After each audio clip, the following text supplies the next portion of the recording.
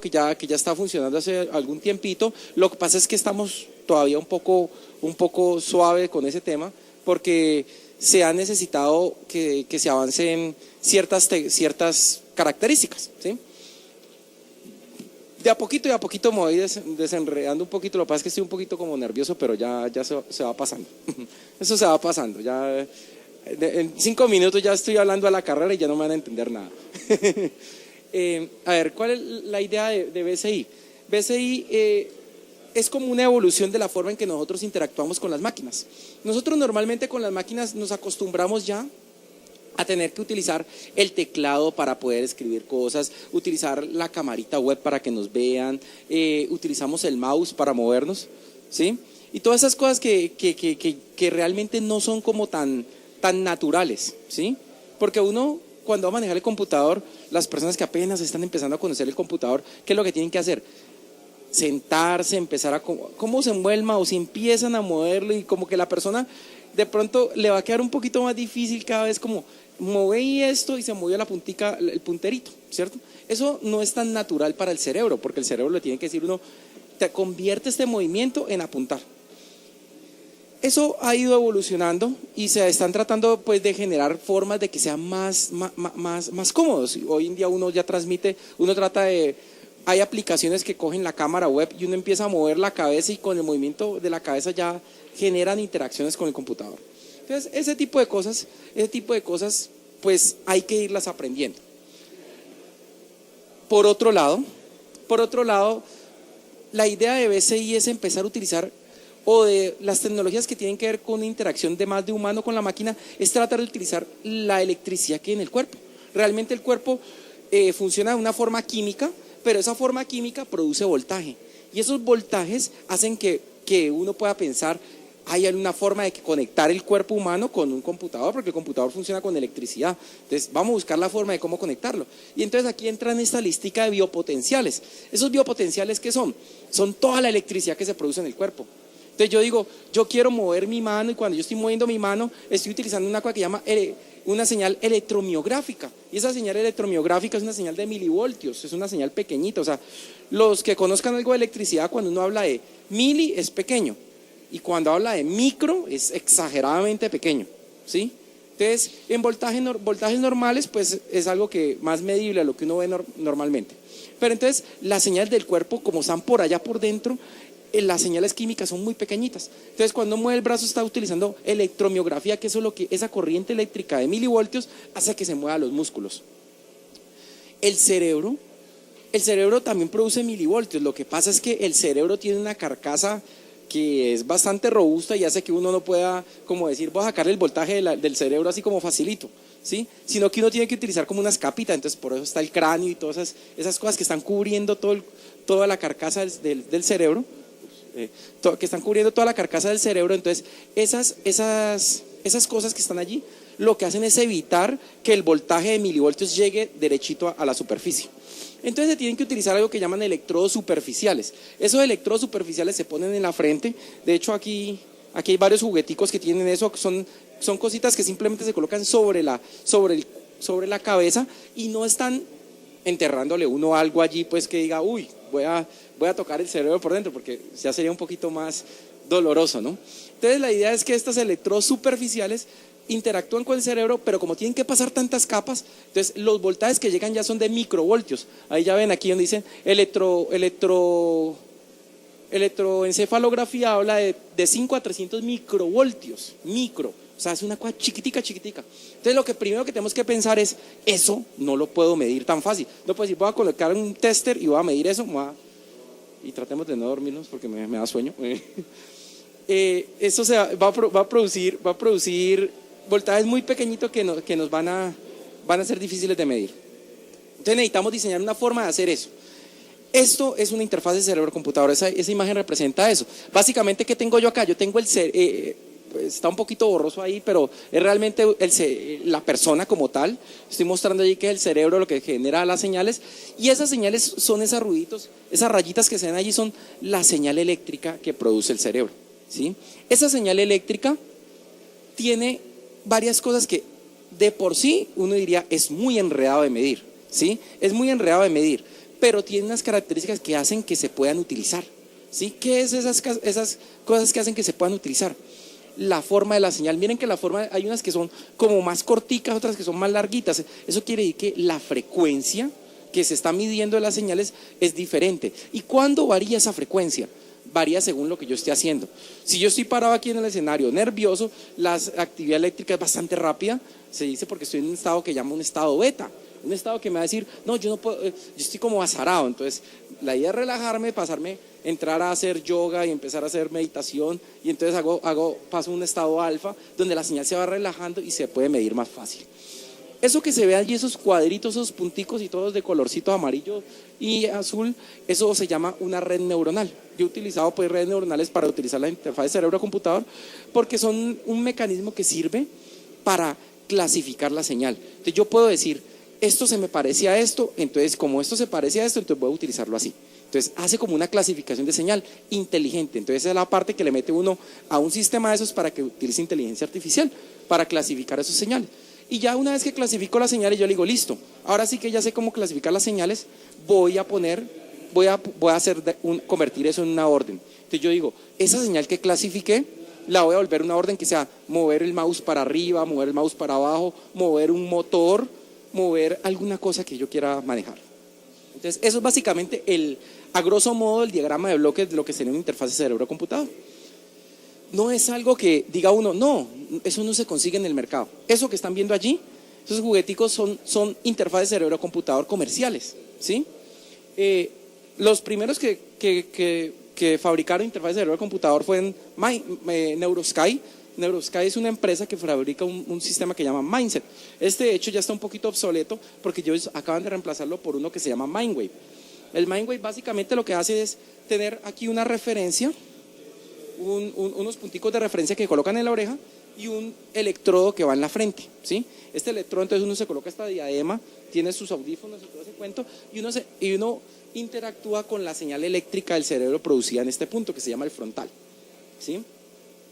Hace un par de años en Campus Party tuvimos también a la presidenta de una compañía que se llama Emotiv, la señora Tan Lee. Ella presentaba también este equipo que se llama el EPOC, y el EPOC es un equipo que también me permite tomar 14 puntos eléctricos. Presenta 14 puntos eléctricos de electricidad del cerebro y puede medirse más fácil, ¿sí? 14 puntos, entonces ya puedo medir la señal no solo de una parte, sino de varios lugares de referencia. Y van a decir ustedes, bueno, ¿y para qué? Vamos a ver ahorita ya para qué. Sigamos mostrando juguetes.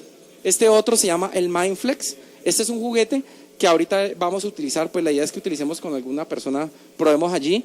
El Mindflex es un gimnasio mental, digamos. Es básicamente un juguete donde yo pongo a flotar esa pelotita que está allí, la pongo a flotar con la actividad eléctrica del cerebro y empiezo a mover la perillita para pasar obstáculos. Si yo estoy muy estresado, pues entonces la pelotica nunca va a flotar. Si estoy relajado, la pelotica va a flotar. Es básicamente el chiste del juego. Entonces es pasar unos obstáculos allí con eso. Con alguien del público ahorita va a subir y vamos a ver probar eso. Ese otro juguete, pues inclusive esa diapositivita de allá arriba la vi anoche en la presentación de Michu. Hablaba sobre el Force Trainer también de Mattel. Es un juguete de Star Wars, donde uno simplemente se pone a concentrarse y empieza a hacer flotar lo mismo que hace pero así como manejando como la fuerza del Jedi en Star Wars, ¿sí? Entonces estos son juguetes que ya han aparecido en el mercado y se consiguen. Pues ya ven ahí, se consiguen los jugueticos y uno puede interactuar y decir, BCI es algo que ya está presente.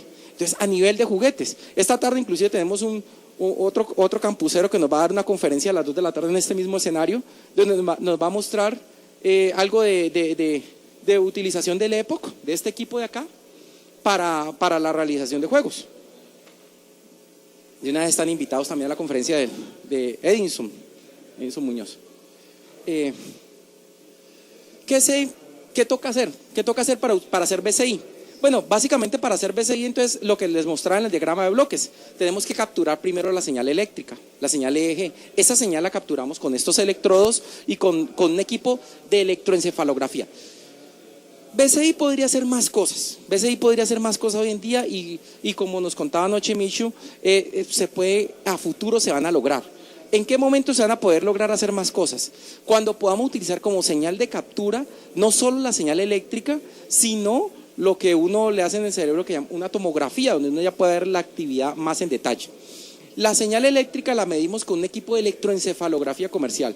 Cuando yo estaba haciendo mi trabajo de grado de maestría, el problema que nosotros tuvimos básicamente fue conseguirnos una clínica que nos pudiera prestar un equipo de electroencefalografía para trabajar, ¿sí? Finalmente nosotros logramos en Pereira con el Neurocentro, nos prestaron un equipo de electroencefalografía un viernes a las 6 de la tarde, nos toca devolverlo a las 6 de la mañana. Bastante interesante pues ese proceso, porque nos tocó recorrer desde aquí de Cali hasta Pereira, clínica por clínica, el recorrido pues que había. Pero se logró y entonces utilizando electroencefalografía comercial, la que utilizan los médicos, la clínica, la electroencefalografía clínica es la que utilizamos. Obviamente esos equipos ya no se utilizan tanto en las clínicas porque ya la gente prefiere hacer tomografías, ¿cierto? El día que ya empecemos a utilizar tomografías en forma para procesar las señales de captura de señal para interfaz cerebro-computador, vamos a avanzar más en esta tecnología, ¿sí? Actualmente nos toca trabajar con electroencefalografía. ¿Y por qué se utilizó electroencefalografía? Pues realmente porque es más barato, porque un tomógrafo es mucho más caro, entonces la electroencefalografía es más fácil de adquirir un equipo de estos, ¿sí? Entonces, eso es lo que utilizamos para capturar la señal. Esa señal, vuelvo y les digo, como es una señal de microvoltios, la tenemos que amplificar. Entonces, tenemos que empezar a diseñar amplificadores muy buenos, pues que permitan medir realmente esa señal. Y allí entran las matemáticas. A la gente normalmente no le gustan las matemáticas, pero las matemáticas son las que hacen que esto funcione, ¿sí? Hay análisis matemáticos muy modernos que se tienen que utilizar porque se tienen que utilizar separar los componentes de frecuencia y tiempo. Uno, cuando estudiaba en el pregrado, pues la ingeniería, le enseñaban que normalmente uno analizaba la frecuencia con el análisis de Fourier, que es una forma de procesar matemáticamente. Pero ya nosotros no utilizamos análisis de Fourier, sino otra cosa más avanzadita, y ya les vamos a contar de qué se trata. Una vez que se hace eso, se hace la clasificación de la señal. Clasificadores de señales, hay muchos tipos de clasificadores de señales. Inteligencia artificial es lo que se utiliza para ese tema. Entonces uno podría hablar de análisis bayesianos, análisis de modelos de Markov o cuentos de estos. Yo he utilizado normalmente redes neuronales que son muy útiles también en este tema. Y una vez que ya tengo clasificada la señal, eso lo voy a convertir en una acción de control. ¿Qué es una acción de control? Es decir, vea, si la respuesta me dio 1, entonces suba al mouse. Si la respuesta me dio 2, baje el mouse. Si la respuesta que me haya dado, haga esto. Y una vez hecho esto, ya convertí esa acción, lo voy a pasar a cualquier tipo de programa que haga una acción de control. Si queremos, por ejemplo, decir, voy a controlar mi casa con la mente, entonces yo ya puedo pasar un software de interfase domótica, y con domótica yo digo, cuando yo esté relajado, entonces póngame musiquita suave, entonces va a prenderme el equipo de sonido y va a hacer ese tipo de cosas. Entonces ahí es donde voy a empezar a controlar yo la tecnología, con el software de control que va a manejar, que va a recibir esos datos. Les decía hace un ratico, los tipos de datos van a irse un poquito borroso, pero básicamente lo que ustedes ven aquí que se ve todo enredado, eso es una señal electroencefalográfica. Esa la medimos, esa fue una señal medida del cerebro con un equipo de electroencefalografía clínica, y como pueden ver es una cosa súper enredada. Pero realmente esa señal tiene varios componentes, aquí están realmente borrosos, pero los componentes son componentes que se ven unos espacios más alargados, otros se ven más estrechitos. Eso es la forma de la frecuencia, ¿sí? Entonces uno va a decir que uno se encuentra en un estado de relajación cuando tiene estado alfa, que las ondas parecen como una ola suavecita, ¿sí? Y ya cuando uno ya empieza a ver que el mar está picado, es que está con el estado beta. En el estado beta es un estado de azar, un estado de agitación. Es un estado de agitación, entonces ese estado se presenta cuando uno hace movimientos bruscos, cuando uno está estresado, ¿sí? Cuando pasan todo este tipo de cosas, entonces se empieza a notar. Entonces ese es el estado beta. Y los movimientos del cuerpo se producen también con unas ondas que llaman los estados gamma, ¿sí? También entonces se producen ese tipo de interacciones. Es indispensable para poder hacer BCI poder identificar esos componentes, ¿sí? Poder identificar esos componentes, y para identificar los componentes se necesitan las matemáticas, ¿sí? Pero las matemáticas las vamos a ver en un momentico. Primero vamos al bloque principal, que es la captura de señal. Esto es lo que es un equipo de electroencefalografía normal. ¿Qué tiene un equipo de electroencefalografía? Básicamente yo lo que tengo son los electrodos, Los electrodos aquí se conectan y los electrodos pasan por un circuito de protección, porque como estamos hablando de algo que va a interactuar con las personas, no sería muy agradable que un equipo que conecto yo que lo va a conectar a la cabeza de una persona, de pronto, en vez de leer la señal eléctrica, produzca señal eléctrica y me vaya a afectar. Claro que sí se utiliza también de esa forma. Hay un tipo de BCI, de interfaz de cerebro-computador, que se utiliza para rehabilitación, ¿sí? En España hay un experto que también lo tuvimos en Campus Party aquí, que es el doctor Javier Mínguez, también estuvo aquí hace un par de años también en una edición de Campus, y nos mostraba también la interacción que se podía hacer con las BCI para generar rehabilitación a personas que tienen problemas de algún tipo de discapacidad motora. Entonces se puede generar cierta, como un entrenamiento neuronal para que cuando se esté produciendo un tipo de señal, esa señal se pueda modificar y pueda afectar otras zonas. Entonces, eso también se puede aplicar, pero básicamente aquí vamos a hablar de BCI de una sola dirección, BCI donde yo controlo, pero no voy a rehabilitar, simplemente controlar. Entonces, para eso utilizamos el apantallamiento y las protecciones de corrientes. Después de eso vamos a pasar a algo que llama el amplificador de instrumentación. Los que hayan estudiado ingeniería electrónica, tecnología electrónica, algo de ese estilo, van a saber que un amplificador de instrumentación es básicamente un componente electrónico que lo que hace es que una señal que es muy pequeñita la va a amplificar mucho y tiene pues unas ciertas protecciones para que no se devuelva la corriente. Básicamente es eso. Después de eso, ya pasa por un amplificador de una ganancia muy alta, porque estamos hablando de señales de microvoltios, y esa señal de microvoltios necesitamos volverlas una señal medible. Entonces ponemos un amplificador que lo que hace es esa señal pequeñita, la vuelve grandísima, y ya la podemos medir. Y por último tenemos un filtro BCL de cuarto orden. Un filtro BCL es básicamente un filtro rechazabanda que vamos a poner, porque ustedes saben que todos los ambientes presentan un ruido que llama el ruido ambiental, que es el ruido de los 60 Hz. El ruido que tenemos aquí de 60 Hz, normalmente lo tenemos que eliminar para cualquier tipo de medición que queremos hacer. Entonces lo que hacemos es un filtrico que va a eliminar ese componente molesto. ¿Cómo funciona el cerebro? Entonces mire, esto no es de un curso no es de un curso de interfaz de cerebro-computador, sino lo que estudian los médicos que estudian la electroencefalografía.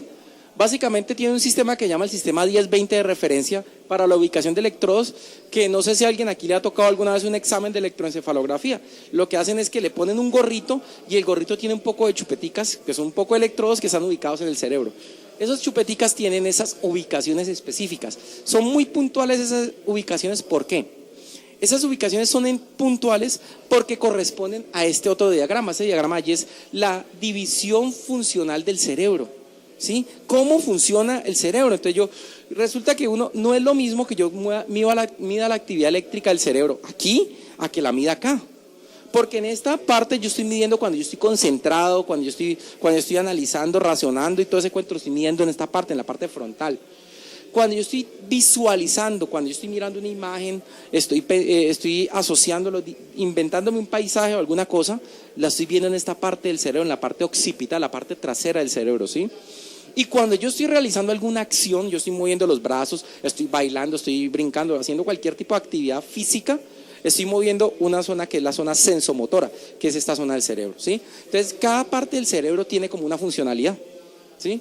Y hay personas pues que a veces tienen invertido la parte del cerebro, pero no pasa nada, pero realmente esa es la forma funcional del cerebro. Entonces, ese sistema 1020 de ubicación de electrodos es un sistema que fue pensado asociado con eso mismo. Entonces uno dice, yo quiero mirar el electrodo F tal, entonces aquí la F ya sé que está en el frontal, o me digan el C3, C4, C5, C6, entonces todos los que sean Cs tienen que ver con la zona sensomotora, o el O1, O2 está en la parte occipital, ¿sí?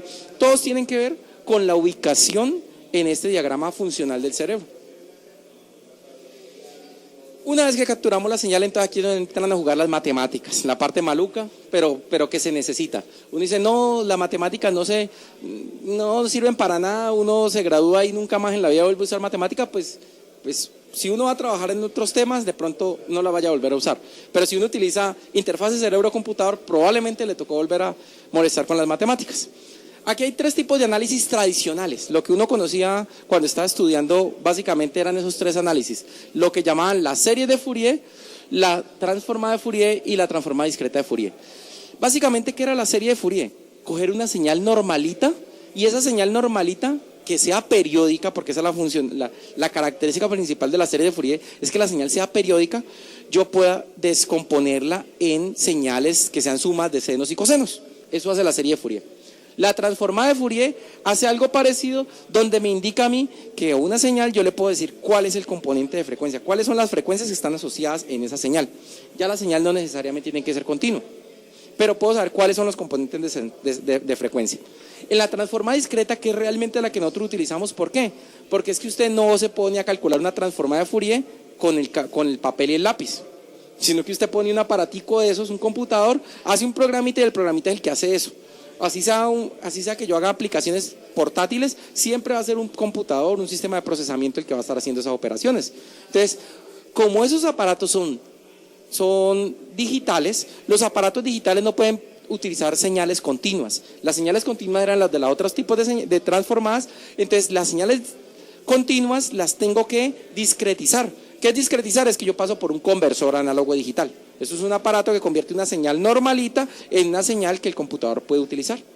Cuando la señal la recibe el computador, entonces ya deja de ser continua y ya no me sirve ni la serie de Fourier ni la transformada de Fourier normal.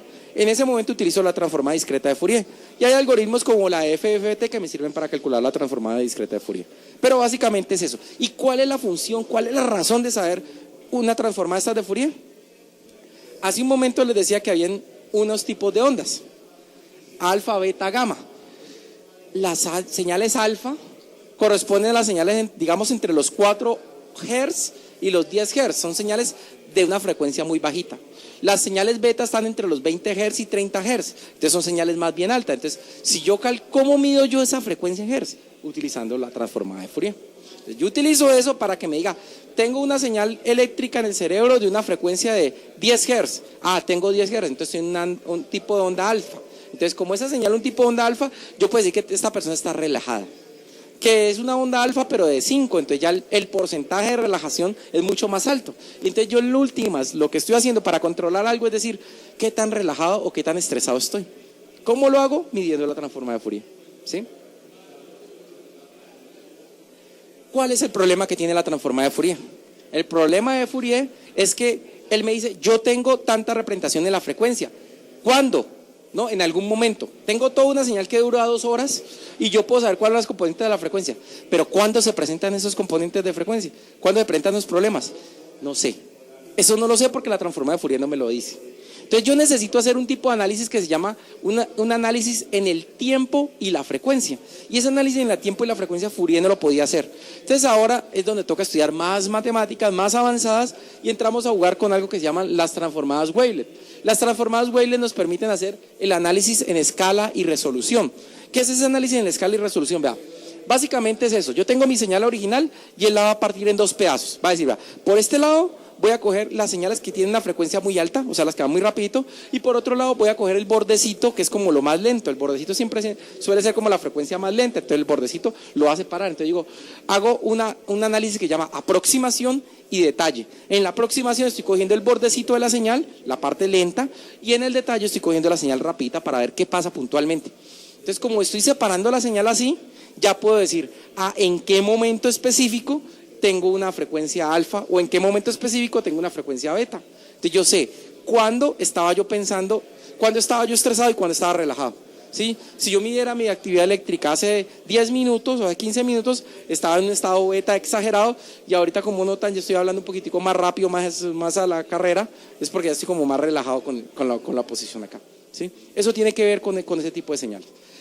¿Qué hace diferente las ondas wavelet? Que ya no utilizan como referencia la función seno y coseno, que eso utilizaba las series de seno, las señales de Fourier. Ya utilizo una señal de referencia diferente. Eso se llama una wavelet madre, que es una señal cualquiera que yo estoy utilizando como referencia. Ahora, ya capturé mi señal, ya tengo mi señal, ya la procesé, ya le hice análisis matemático avanzado en teoría, pero viene una matemática más avanzada. Bueno, un cálculo computacional más bien más avanzado. ¿Qué es ese cálculo computacional más avanzado? Es meter algo de inteligencia artificial. Porque pues realmente yo clasifico mi señal y digo, y ya clasifiqué esta señal, ¿y qué? ¿Qué hago con ella? Pues yo tengo que saber para qué me sirve esa señal. ¿Cómo hago para saber para qué me sirve esa señal? Yo tengo que hacer un análisis de regresión lineal o utilizar controles con redes neuronales o lógica fuzzy. Ya puedo utilizar, decir, vea, si la frecuencia me dio alfa de tanto, entonces voy a decir que esto me sirve para tal cosa o esto me sirve para otra otro. Voy a dar una clasificación de la utilización de lo mismo, ¿sí? Entonces, allí por lo menos estamos viendo un dibujito que representa cómo sería una clasificación fuzzy, que básicamente lo que hago es unas funciones de pertenencia, y con esas funciones de pertenencia yo puedo decir qué tan apreciable pues es el estado mental específico. Y en el otro se ve un análisis que se llama un análisis de redes neuronales, es un modelo que llama el modelo LBQ. El modelo LBQ es un modelo de clasificación de datos utilizando redes neuronales, ¿vale? Y esta tecnología solamente la pueden hacer los gringos, los japoneses, los australianos o la gente de por allá lejos. No, aquí en Colombia también hemos hecho cosas. Aquí en Colombia ya hemos trabajado con BCI. Aquí tengo un listadito de algunas cosas. Yo ya conozco otros trabajos, pero la verdad no los mencioné allí, pero hay más trabajos aquí ya en Colombia sobre este tema. Estos básicamente son los trabajos en los que yo he interactuado y con los que he conocido a alguna persona también por allí vinculada en el tema. Entonces, está primero la clasificación básica de neuroseñales, que ese fue mi trabajo de grado de maestría, que lo hice junto con el ingeniero Jader Saldarriaga, que está por aquí también de asistente. Un prototipo de implementación de un protocolo para diagnóstico. O sea, yo también el BCI no lo utilizamos solamente para controlar equipos, sino también para emitir diagnóstico y para ayudar a los médicos en algunos temas. Un robot de Snake que también fabricamos con unos estudiantes, bueno, en ese momento eran estudiantes, hoy en día son ingenieros, el ingeniero José Olmedo Soto y el ingeniero Carlos Julio Peña, ¿sí? Ellos estuvieron en Campus Party conmigo hace un par de años también presentando este equipo. Teleoperando el Ardrón, que es un trabajo que hizo John Edison, que esta tarde también tiene conferencia a las 2 de la tarde. Y actualmente estamos trabajando con la Universidad del Valle, con la Vicerrectoría de Investigaciones y con la sede de Tuluá, con el Semillero de Investigaciones de Tecnología Electrónica. Estamos trabajando un proyecto que es el de interfase cerebro-computador, pero construir nuestro hardware. No coger nada de eso comercial, sino construir nosotros desde cero todo. Básicamente voy a contarles ahorita un poquito sobre los diferentes proyectos. Ven, esto aquí no... Me tocó cambiar la presentación a Windows, yo trabajo normalmente con Mac, me tocó pasarla acá y en la pasada algunos videos se me dañaron. Este era un videito aquí que mostraba básicamente, esto es lo que hicimos en el trabajo de grado de maestría. Teníamos varios pacientes, ahí es un paciente pues con el gorrito de electroencefalografía, le grabamos las señales eléctricas, hicimos pues una base de datos de varios pacientes y con un programa hecho en MATLAB, ¿sí? MATLAB hicimos la aplicación, capturábamos esos datos y hacíamos el movimiento del mouse. Eso fue básicamente el trabajo de grado de maestría que hicimos nosotros en un momento dado. Pues no corrió el video allí, vamos a ver si este sí corre. Este fue el software de diagnóstico que hicimos con la ingeniera Sandra Marelli Ortiz. Ella es egresada de la Universidad del Valle en el programa de Ingeniería de Sistemas, yo le dirigí el trabajo de grado. Básicamente lo que hacíamos era que conseguíamos niños y hacíamos con un psicólogo, estudiamos un proceso que se llama el déficit atencional por hiperactividad. O sea, esa vaina que por lo menos que uno se para frente al escenario y empieza a bailar así como alguien que está por acá, empieza a bailar como que tiene mucha actividad y como que no se puede quedar quietecito. Ese tipo de déficit es una enfermedad a nivel de niños y se puede medir. Los psicólogos utilizan una serie de tests que empiezan a medir la concentración cuando están viendo diferentes imágenes. Entonces nosotros lo que hicimos fue, utilizando este hardware, el mindset, tomábamos la actividad eléctrica de este punto, el frontal, como es el que tiene que ver con la parte de concentración, qué tan concentrado estoy. Entonces, Sandra Marelli lo que hizo fue construir una aplicación que capturaba esas señales eléctricas, le mostraba al niño, le mostraba una serie de diapositivas, una serie de imágenes, y él tenía como que llevar las referencias de dónde iban apareciendo las imágenes. Eso nos permitía capturar la señal eléctrica en sincronía con la aparición de la imagen, y lo que podíamos ver es que tanto el niño se distraía durante la presentación de las diapositivas. Entonces, al medir eso, podíamos definir si el niño tenía o no tenía ese déficit atencional. Ese fue un trabajo pues ya que inclusive pues con los psicólogos con los que alcanzamos a trabajar, pues les pareció bastante atractivo. ¿Cómo?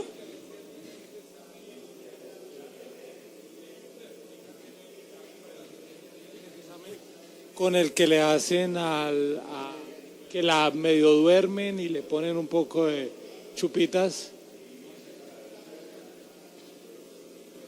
Pues realmente es menos invasivo esto porque no hay que dormir a la persona, sino simplemente en un entorno normal simplemente le va a mostrar una serie de imágenes. El niño simplemente está viendo una aplicación amigable y él está viendo esas imágenes y va a estar en un ambiente que es como más cómodo. Realmente el tipo de examen que se utiliza rutinariamente es un examen como más invasivo, como más traumático para el niño mismo, porque lo tienen que adormecer, lo tienen que acomodar, y van a estar viendo la actividad en un punto específico. Entonces aquí es como un entorno de siéntese en el computador, póngase la diademita, el otro le vamos a poner musiquita y mientras usted está escuchando la musiquita necesitamos que esté pendiente de esto. Eso es lo que pasa, entonces es mucho más agradable para un niño, pues.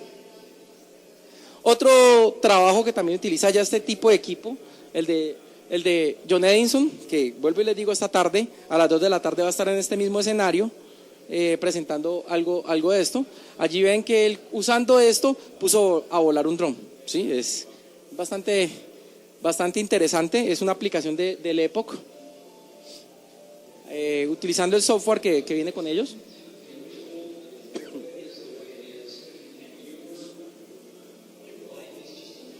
El Epoch trae un software que básicamente es un panel de control donde yo capturo las señales, yo hago el entrenamiento y yo hago mi entrenamiento y con mi entrenamiento yo lo puedo convertir en acciones. Entonces, utilizando un SDK, unas librerías de desarrollo, se puede conectar con lo que yo quiera. Creo que básicamente lo que hizo John Edison es conectar eso y pasarlo por un puerto y manejar el dron.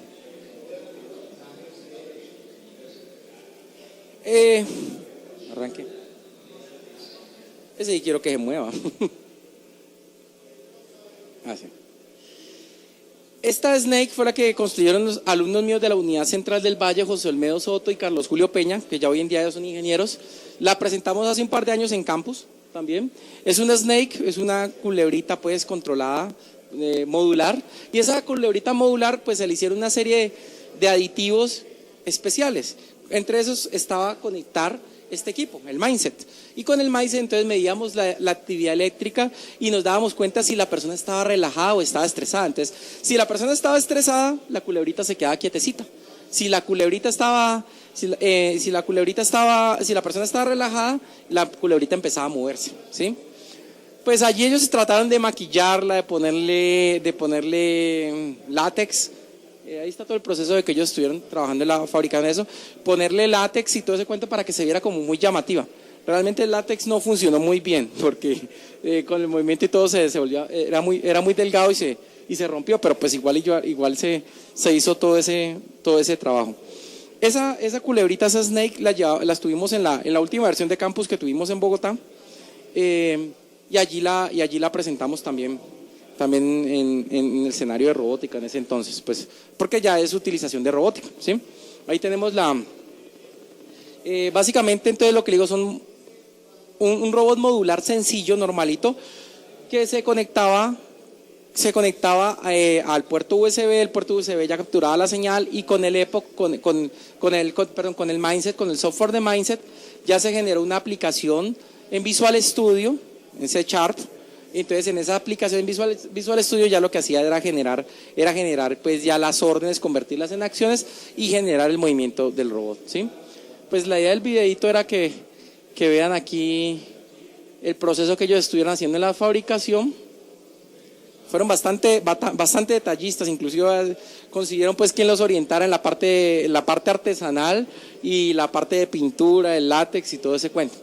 En campus tuvimos la oportunidad de presentarlo y allí pues inclusive Pedro Pablo Antón, pues uno de los cofundadores de campus nos estuvo pues viendo el proyectico funcional, se lo alcanzamos a presentar también al gobernador de Cundinamarca y varias personas, pero realmente fue bastante llamativo. Este tipo de aplicaciones suele ser muy agradables.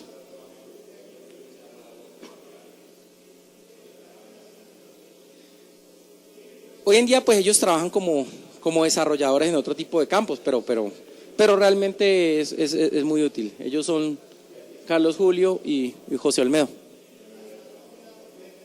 Sigue haciendo todo su proceso. Y aquí ya estamos en campus, directamente en Campus Party, ya la presentación, ya conectando todo y ahí estábamos pues mostrándole también a Pablo Antonio y al gobernador de Cundinamarca en ese momento.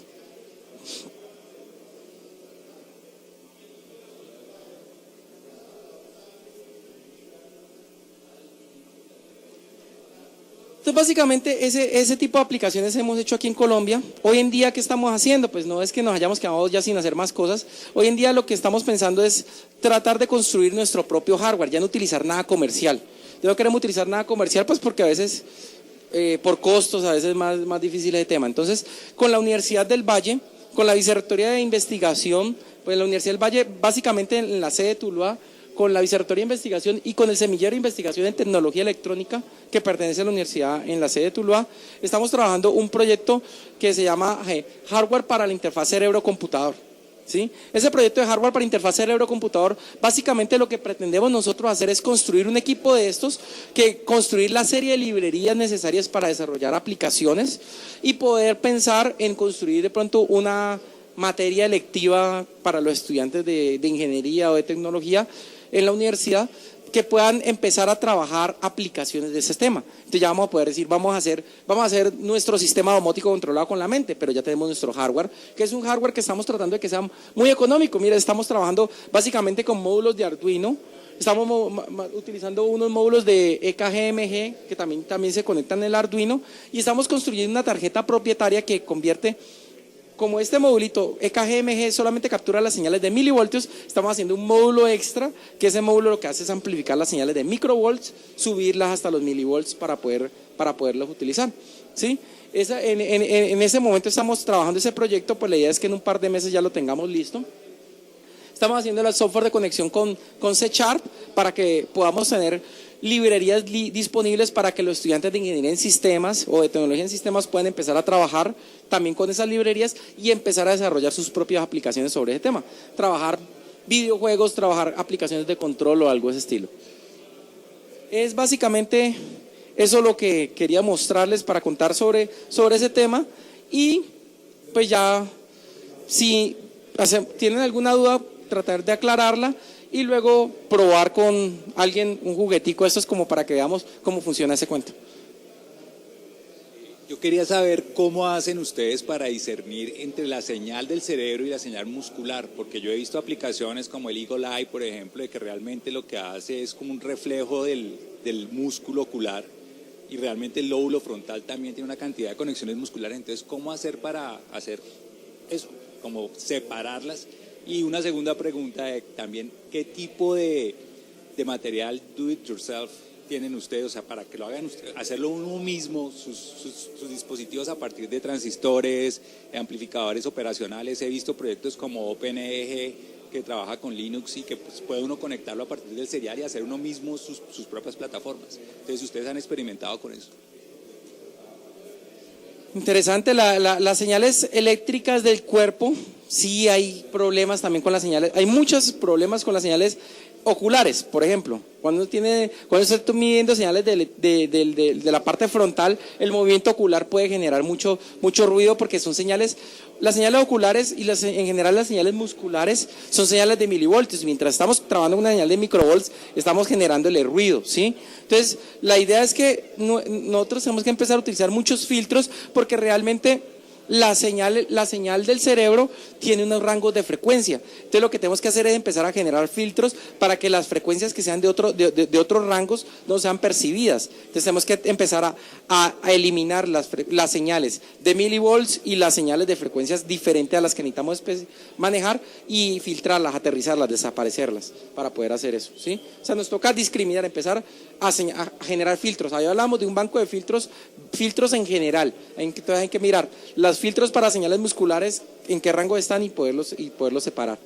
Y componentes, pues básicamente en el proyecto que estamos trabajando, estamos tratando de trabajar con Arduino y pues el Arduino es un módulo pues que viene con su microcontrolador y todo ese cuento. Y aparte de eso, construimos tarjetas propias con AD620, que son amplificadores de instrumentación, LFs, o sea, una serie de amplificadores de operacionales comerciales. Con eso estamos construyendo la tarjetica normalita que vamos a poner como módulo de conexión al Arduino. ¿Sí? ¿Alguien más quiere? Una pregunta. Con respecto al shield de Olimex, el que mostrabas ahí en la última diapositiva, ¿parten de esa base o qué hacen ahí o lo integran? Sí, el módulo de Olimex básicamente es un módulo que captura EKG y EMG, ¿sí? Pero como ves, si lo conoces, él se conecta como un módulo al Arduino normalito. Entonces la idea es construir una tarjeta a la que nosotros no vamos a conectar el Olimex, sino que el Olimex lo conectamos a la tarjeta nuestra y esa es la que vamos a conectar al Arduino, ¿sí? ¿Cómo? No la tengo en este momento, no me acuerdo exactamente, pero... ¿Alguien más? ¿Este tipo de tecnología se comporta igual con todas las personas o hay personas más aptas para controlarlo?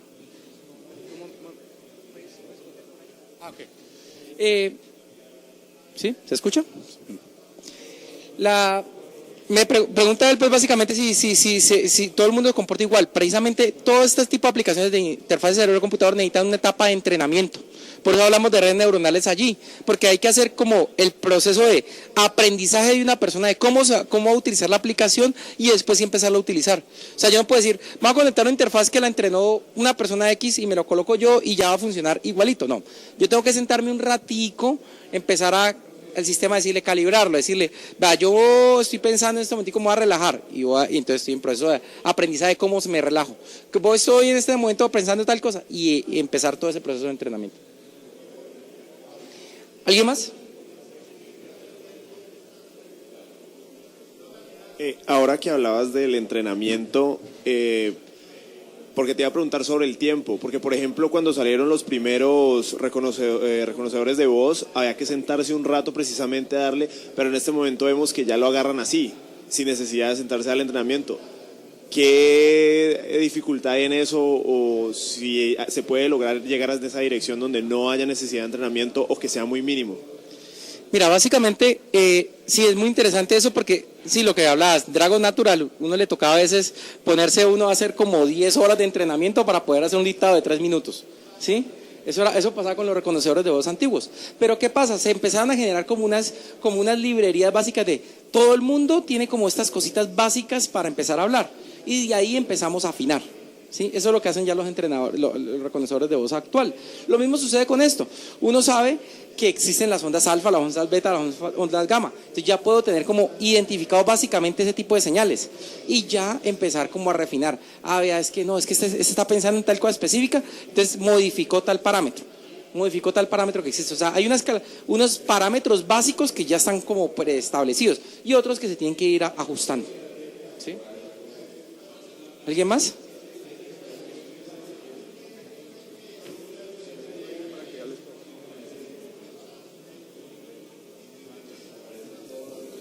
Ahorita hablaste de unos filtros de cuarto orden que eran Bessel. Mi pregunta es si es posible utilizar, por ejemplo, para las aplicaciones de los filtros, no sé, algún otro tipo, por ejemplo, los Chebyshev o los de Butterworth. O sea, la idea es que cuando hablamos de filtros, hablamos de filtros en general. O sea, uno ya empieza a mirar qué tantos armónicos nos van a generar o qué tanto rizado me va a generar el filtro para ver. O sea, ya la verdad en este tema toca mucho ensayo y error a la hora de fabricar, porque uno toca empezar a decir, bueno, la señal, como ustedes notaron ahora hace un rato que veíamos la señal allí, es una señal que no es como muy cómoda, muy agradable. Entonces, la señal puede verse afectada por los rizados. Entonces uno tendría que, entraría uno a pensar, de pronto no me sirve este tipo de filtro o me sirve más por el mismo rizado, ¿sí?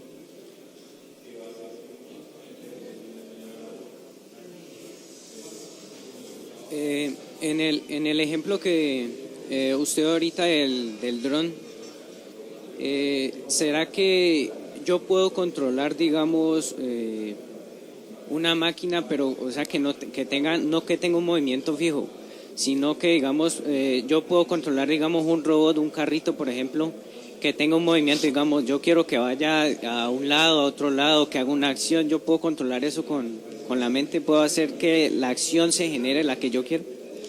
Cuando les mostraba lo del trabajo de grado que hicimos en la maestría, básicamente el trabajo de grado de nosotros era mover una flecha del mouse y un punto en el centro.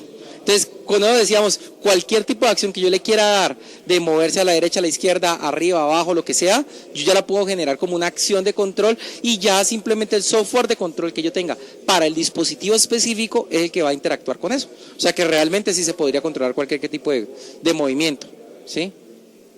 Bueno, una preguntita. Cuando hablas de una tarjeta adicional para el módulo Arduino de EKG, ¿por qué se requiere esa tarjeta? ¿Es que ese módulo no da suficiente amplificación o qué es lo que pasa? El Olimex, el módulo que tiene Olimex para la captura de EKG, MG, lo que hablábamos ahora de las tablitas esas de donde sean biopotenciales, decíamos que las señales de EKG y MG son señales de milivoltios, las señales del cerebro son de microvoltios, entonces necesitamos un amplificador 1000 veces mayor. Entonces por eso tenemos que poner un módulo adicional, construir un módulo adicional que lo que hace esa señal es amplificarla 1000 veces para poder que funcione mejor.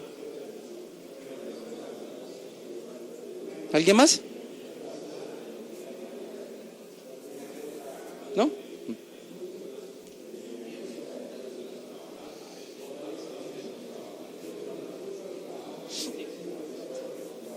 Bueno, la pregunta era ¿hasta qué punto han logrado aislar una señal de estas? Es decir, si se puede, por ejemplo, usar pues la interfaz que están haciendo o algo para poder conectar, poder mover un miembro que no funciona, o por ejemplo mover una prótesis. Ok, mira, algo de lo que hablaba ayer Michu Kaku en su conferencia, es algo que se presentó ahorita en el Mundial de Fútbol, que de hecho me pareció desastroso, que no le dieron casi la publicidad que era.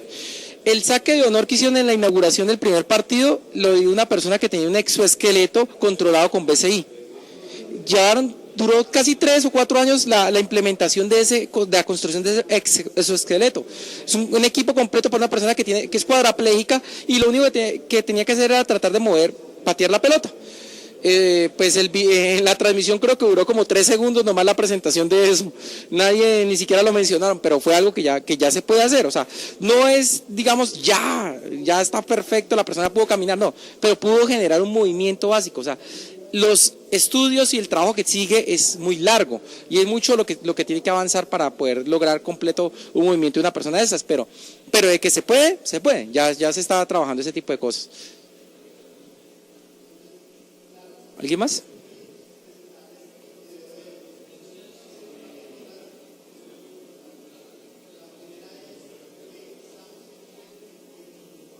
Alguien por ahí creo que va a preguntar algo y ya probamos el juguetico. Hagamos esa última preguntita y yo creo que ya para que alguien pruebe de pronto el Mindflex, al menos como para que vamos a ver si pueden poner a flotar la pelotica. A ver, buenas. Mi pregunta era básicamente si las frecuencias utilizadas como sonido propiamente, amplificadas, podrían ser posibles para curar ciertas enfermedades cerebrales gracias a las frecuencias que emite el cerebro, y haciendo por medio de un análisis exterior poder afinar, como le dicen los científicos, ese tipo de órgano u onda cerebral, para saber si las frecuencias mentales van a llegar a ser un día aplicables a la línea de la salud directamente. O sea, dentro de los campos de BCI está el BCI para rehabilitación, que les mencionaba, que se trabaja mucho, y que uno de los duros en ese tema es el doctor Javier Mínguez, que también estuvo en Campus Party. Trabajan básicamente las rehabilitaciones, tomar las señales eléctricas y tomar ciertos entornos y verificar y generar como una realimentación. Lo que tú dices es básicamente eso, generar una realimentación para poner en sintonía el cerebro a donde debería estar generando realmente la acción. Entonces, vamos a jugar un ratico, pues ya para terminar, juguemos un ratico, vamos a aprender el Mindflex, es un juego de Mattel que hace un par de años cuando salió fue el juego más vendido el Viernes Negro en su año específico, ¿sí? Es básicamente, se me perdió el otro micrófono ya. Es básicamente, es esto, es mover la pelotica, hacerla levantar con la señal eléctrica del cerebro. Entonces